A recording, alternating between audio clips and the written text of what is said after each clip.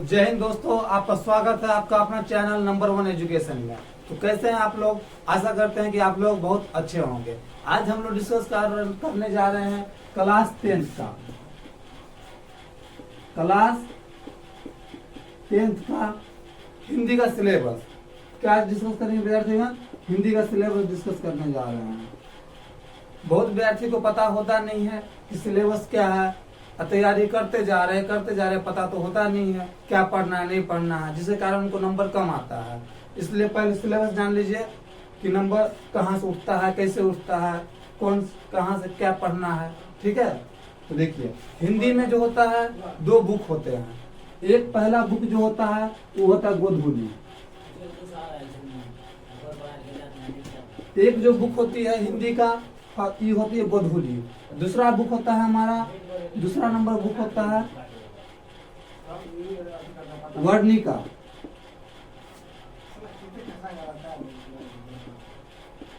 दूसरा नंबर हमारा बुक है वर्णिका। और एक और पाठ है जो है वो व्याकरण। एक और पाठ है वो है व्याकरण। एक और पाठ है जो ये है व्याकरण। तो गोधूली में हमको क्या पढ़ना है तो पहले समझ लीजिए। गोधूली जो है, गोधूली में लगभग 12 गदखंड है और 12 काव्य खंड है। ठीक है, 12 क्या है गदखंड और 12 है काव्य खंड। यानी टोटल हो गए इसमें 24 चैप्टर। इसमें जो 24 चैप्टर हो गए टोटल, इसमें जो है टोटल 24 चैप्टर हो गए। ठीक है, और इसमें जो है वर्णिका जो है ये सबसे छोटा है, पतला सा बुक आता है। इसमें मात्र 5 चैप्टर है। इसमें मात्र 5 चैप्टर है, यानी किताब से टोटल 24 और 5 29 को चैप्टर है। ठीक है, 29 को चैप्टर है। और व्याकरण में भी लगभग 18-20 तो होंगी, मान लीजिए 18 से लेके 20 चैप्टर है। ठीक है, व्याकरण में भी 18 से 20 चैप्टर है। ये तो हो गया किताब में कितने से कितने चैप्टर है। ठीक है, आप देखते हैं कि प्रश्न कहाँ से कितने पूछे जाते हैं। ठीक है, तो आप देख लेते हैं कि प्रश्न पहले कहाँ से पूछे जाते हैं। एक मिनट इसको पहले हम मिटा देते हैं, उसके बाद हम बताते हैं।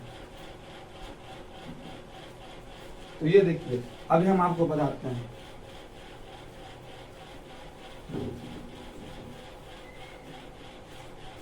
तो आपने अभी देखा कि इसमें कितने कितने चैप्टर है। ठीक है, तो गोधूली जो हो गया इसमें आप बांटते हैं इसको।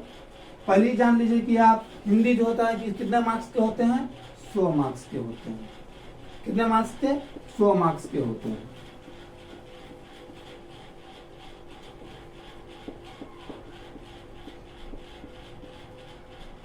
मार्क्स के होते हैं। हिंदी कितने मार्क्स के हैं? 100 मार्क्स के हैं। ये 2 डिवाइड में टूटे हुए हैं। पहला है 50-50 में टूटे हुए हैं। 50-50 में पहला है सब्जेक्टिव में, दूसरा ऑब्जेक्टिव में। ऑब्जेक्टिव में टूटे हुए हैं। किताब से जो है आपका मार्क पूछा जाता है। सब्जेक्टिव में 15 नंबर का विद्यार्थी पूछा जाता है किताब से। यानी बुक से हम बोलेंगे तो, अगर हम बुक से बोले तो मात्र 15 नंबर का पूछा जाता है। ये दोनों किताब मिला के, गोधूली और वर्णिका मिला के मात्र 15 नंबर का पूछा जाता है। और व्याकरण से जो है विद्यार्थीगण, व्याकरण से जो है हमारा इसमें भी 35 नंबर का पूछा जाता है सब्जेक्टिव। ठीक है, व्याकरण से 35 नंबर और बुक से पूछा जाता है मात्र 15 नंबर का क्वेश्चन, जिसमें से आपको 10 को पूछेगा 2 नंबरी क्वेश्चन, जिसमें से आपको मात्र 5 को बनाना है और एक 5 नंबरी पूछा जाएगा। ठीक है, क्या बोले 2 नंबरी जो होता है 2 नंबर वाला क्वेश्चन 5 पूछा जाएगा, जो मिला हो गया 10 नंबर। ठीक है, और आपको पूछा जाएगा क्या बोलते 5 नंबर वाला जो है एगो प्रश्न पूछा जाएगा, जिसमें से 5 नंबर का होगा, यानी 10 और 5 15 नंबर टोटल पूछा जाएगा। ये हो गया आपका बुक से। और व्याकरण से जो है विद्यार्थीगण 35 नंबर का पूछा जाता है। और अभी क्या पूछा जाता है तो ये भी हम आपको बता रहे हैं, रुक जाइए। ठीक है, 35 नंबर का जो है ना व्याकरण से कैसे पूछा जाता है। पहला नंबर आपका क्वेश्चन हो जाएगा, इस सर हम आपको बता रहे हैं। ठीक है, तो देखिए पहला नंबर आपका क्वेश्चन रहेगा किताब में, व्याकरण से रहता है गद्यांश। पहले पूछेगा आपको गद्यांश। ये है गद्यांश जो है ना, आपको पहला नंबर में पूछा जाएगा, ये 10 नंबर का रहेगा। जिसमें आपको क अ ख करके दो को दिया रहता है अथवा करके। तो पहले ये हो गया। फिर से दूसरा क्वेश्चन में भी पूछा जाता है आपको, फिर से गधान से पूछा जाएगा, ये भी 10 नंबर का होता है। इसमें भी अथवा करके दिया जाता है, एगो क करके रहेगा और एगो ख करके रहेगा, यानी टोटल 2 का प्रश्न पूछा जाएगा, जिसमें से आपको 4 को रहेगा, जिसमें से गधांश 2 को बनाना है। पहला में से भी 1 को बनाना है, दूसरा में से भी 1 ही बनाना है। ये दोनों मिला के 20 नंबर हो जाते हैं। ये सब सब्जेक्टिव की बात हम कर रहे हैं। किसकी बात कर रहे हैं विद्यार्थीगण? सब्जेक्टिव की बात कर रहे हैं, ठीक है। और आगे चलते हैं। अब तीसरा नंबर हमारा प्रश्न हो जाता है, पूछेगा तीसरा नंबर में पत्र पूछेगा लिखने के लिए। पत्र और संवाद पूछा जाता है। क्या पूछा जाता है विद्यार्थीगण? पत्र पूछा जाता है और संवाद पूछा जाता है। संवाद पूछा जाता है। ये रहता है आपको मात्र 5 नंबर का, ठीक है। ये कितने नंबर का रहता है? 5 नंबर का रहता है। या तो आप पत्र लिख लीजिए अथवा करके रहता है संवाद, या दोनों में से आपको जो आता हो वो आप लिख सकते हैं, ठीक है। और चौथा नंबर अब हमारा प्रश्न आता है। चौथा नंबर हमारा प्रश्न आता है विद्यार्थीगण, क्या बोलते हैं, चौथा नंबर जो प्रश्न आता है हमारा, हाँ, निबंध लिखने का आता है। क्या बोले विद्यार्थीगण? चौथा नंबर जो है ना हमारा प्रश्न है निबंध लिखने का। ये भी आपको 10 नंबर का रहता है। कितने नंबर का रहता है? 10 नंबर का रहता है। ये सब संस्कृत क्या बोलते हैं, व्याकरण से पूछा जाता है, ठीक है। गद्यांश लिखने के लिए बोलेगा, ये भी व्याकरण का है। पत्र भी व्याकरण का होता है। निबंध भी किसका होता है? व्याकरण का होता है। इसमें निबंध में आपको 5 को पूछेगा, 5 को, जिसमें से आपको एगो बनाना है, मात्र एगो। वो कितने नंबर का रहता है? 10 नंबर का रहता है। ये 10 नंबर का रहता है, समझ में आया आपको। उसके बाद आते हैं 5वें नंबर पर आते हैं। 5वां नंबर हमारा रहता है प्रश्न उत्तर। क्या रहता है? प्रश्न उत्तर, जिसमें से आपको 10 पर प्रश्न उत्तर रहता है। क्या रहते हैं विद्यार्थीगण? प्रश्न और उत्तर। प्रश्न रहते हैं, क्वेश्चन आंसर, ठीक है। जो आपको 10 पूछा जाता है, 10 पूछा जाता है, जिसमें से आपको 10 तो पूछा जाता है, जिसमें से आपको कितना बनाना है? 5 बनाना है। और 5 में से भी 10 पूछा जाएगा और 5 बनाना है, और उसमें से आपको 5 वो रहता है, उसमें भी दो नंबर वाले क्वेश्चन आते थे, यानी 5 दूनी 10, ठीक है। यानी 10 नंबर का ये हो गया। और एक और छठा नंबर जो क्वेश्चन हो गया हमारा, छठा नंबर जो प्रश्न जो होता है वो रहता है 5 नंबरी क्वेश्चन रहता है। वो भी किताब से रहता है। 5 नंबरी नंबर, यही किताब से एगो ये हो गया, किताब से एगो 5 नंबरी क्वेश्चन होता है 5 नंबर वाला, यानी लघु उत्तरीय प्रश्न।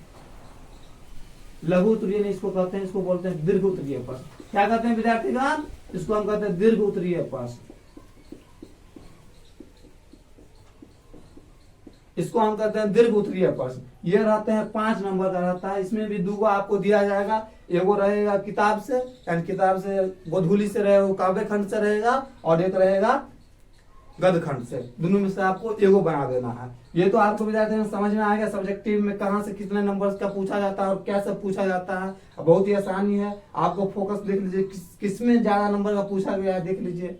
किताब से आपको मात्र पूछा गया, दोनों किताब मिला के 15 नंबर का, व्याकरण में पूछा गया है 35 नंबर का। यानी ये रहा पूरा व्याकरण का, ये रहा पूरा व्याकरण का। और ये 2 ही प्रश्न आते हैं, 5 दूनी 10 नंबर का टोटल आते हैं, जो हो गया आपके किताब से, यानी 15 नंबर का हो गया किताब से, और व्याकरण से हो गया 35 नंबर का। समझ में आ गया आपको? आप चलते हैं ऑब्जेक्टिव पे।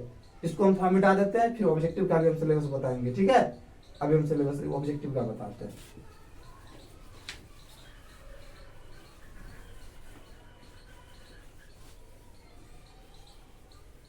देखिए ऑब्जेक्टिव में आप चलते हैं। ऑब्जेक्टिव देख लीजिए, क्या लिखे? ऑब्जेक्टिव। ऑब्जेक्टिव में भी किताब से पहला नंबर क्या हो गया? गोधूली। गोधूली, वर्णिका, वर्णिका और व्याकरण। व्याकरण, इसमें भी आपका जो है गोधूली से भी लगभग 20 प्रश्न आते हैं। इससे भी लगभग वही समझिए 10 प्रश्न तो आ ही जाते हैं। 10 प्रश्न इससे भी आ जाते हैं। 20, 10, 30, दोनों से मिला के लगभग 30 प्रश्न आते हैं किताब से।